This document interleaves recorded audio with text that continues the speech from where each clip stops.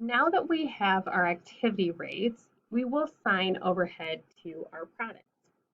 We have two products for our batteries. One is Sure Start and the other is Long Life. You can see different information about their resource uses that they have. So Sure Start doesn't use any design resources, but Long Life does have design resources. We have 800,000 batteries ordered with 4,000 separate orders, and we require 36 minutes of machine time for each battery. For the Long Life, we have 400,000 batteries ordered with 6,000 separate orders, 4,000 custom designs, and each battery requires 48 minutes of machine time. We can see that we can apply our activity rate. So we have our rate for customer orders, design changes, and order size, and we apply those across of our activity.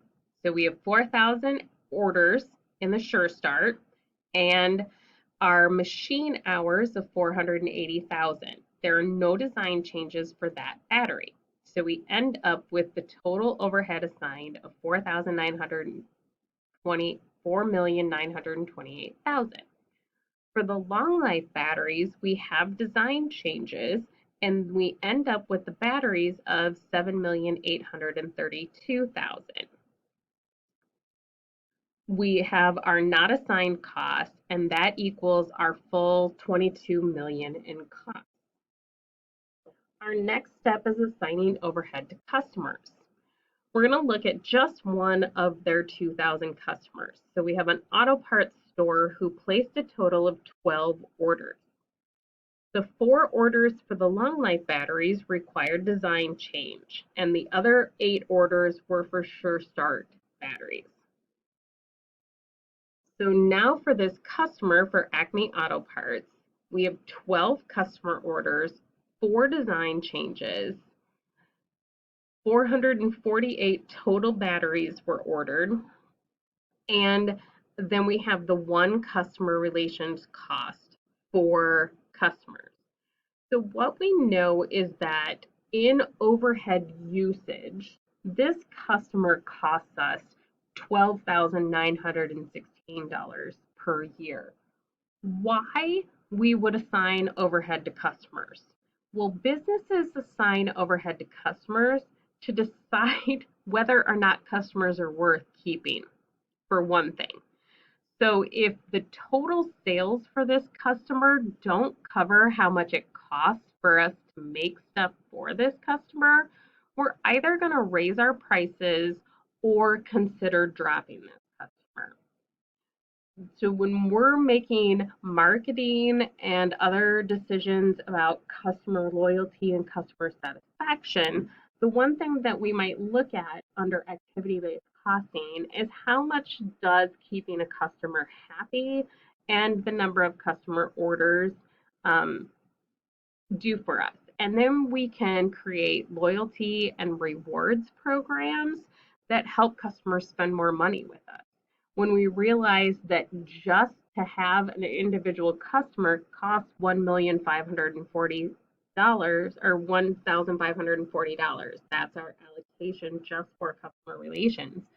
So that's really labor cost that someone in marketing is spending to keep this customer coming to us, or in advertising dollars or in something else.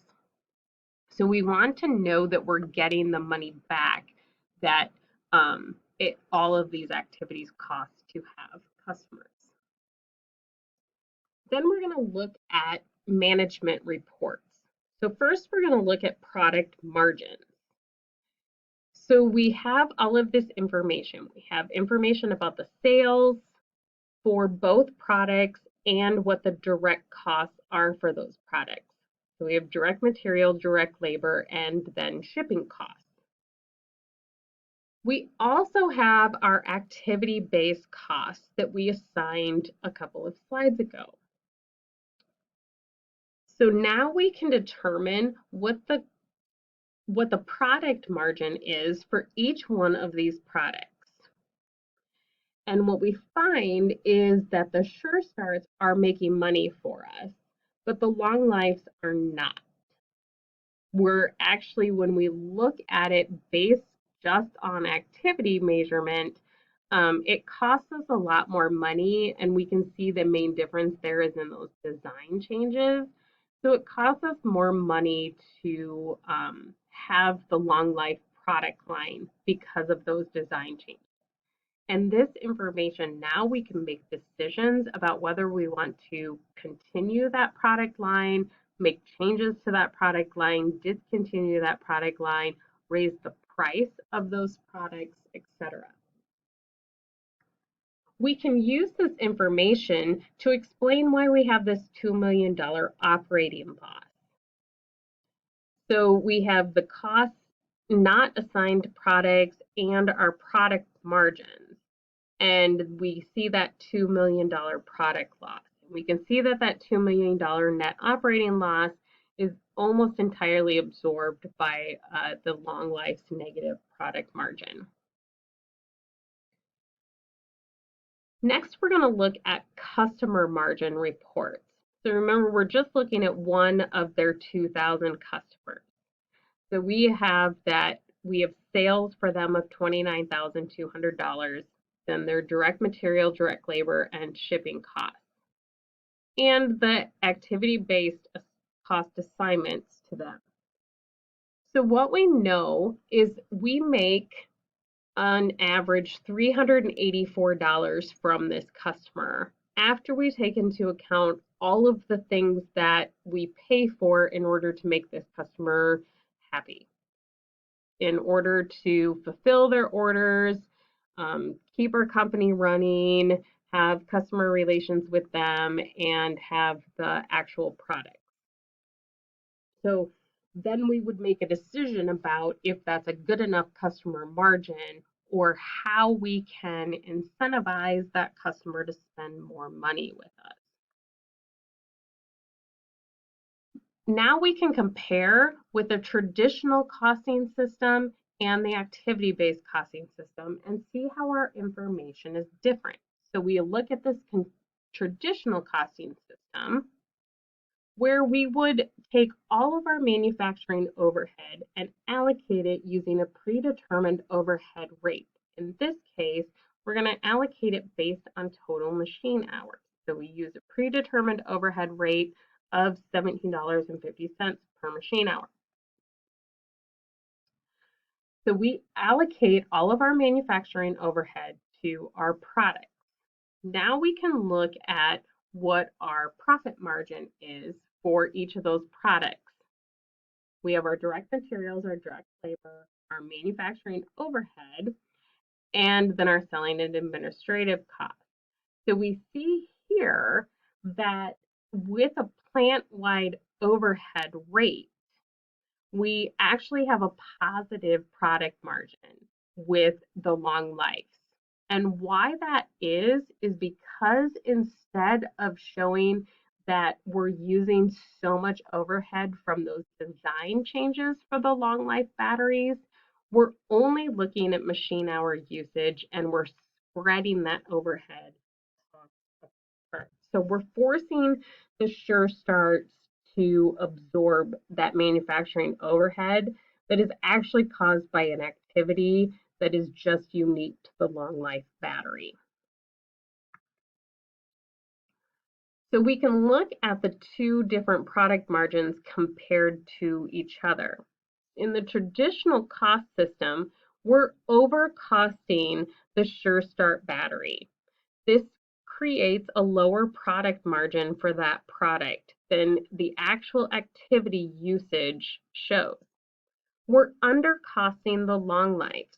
We're not taking into account that the long life batteries use more overhead resources just for production than the Sure Starts do. So we were giving it an artificial higher product margin under that traditional costing method.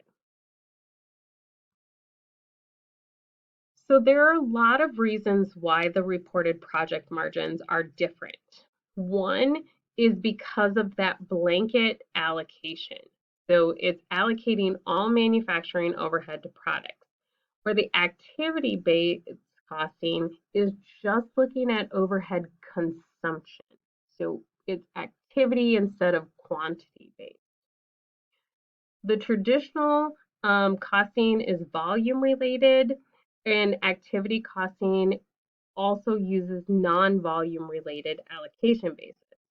And the traditional costing disregards selling and administrative expenses that are period expenses, but activity costing has incurs that some of these like shipping costs to products and includes non-manufacturing overhead caused by products because it's just based on activity.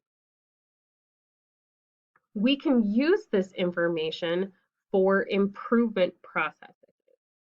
So we would use activity-based management in conjunction with activity-based costing to find areas that would benefit from process improvements. So by looking at the different costing information we get for those two products, we can create process improvements to focus on activities that might increase waste, have processing time, etc. So we already know that because that one battery has so many design changes, that creates a lot of costing. So we would look at how can we improve our processes in our manufacturing to reduce the number of design requests that we get and maybe even reduce how much those design costs impact us in overhead costs. We get valuable information from activity-based costing on where we can improve things within our organization. We can also use benchmarking information. Benchmarking is where we compare our information to a similar company and see what the standards are for performance. For external reporting, we don't use activity-based costing for external reporting because we can't mix non-manufacturing costs into absorption costs and still conform to US GAAP. Okay? We also need to make sure that any allocation process that we're using makes sense to people for when we're auditing. So we need to make sure that this is one of those things that is mostly for internal decision analysis. It can be used for external reporting if we purposely make sure that we separate manufacturing and non-manufacturing costs in a very deliberate way. That is chapter 7 and information about activity-based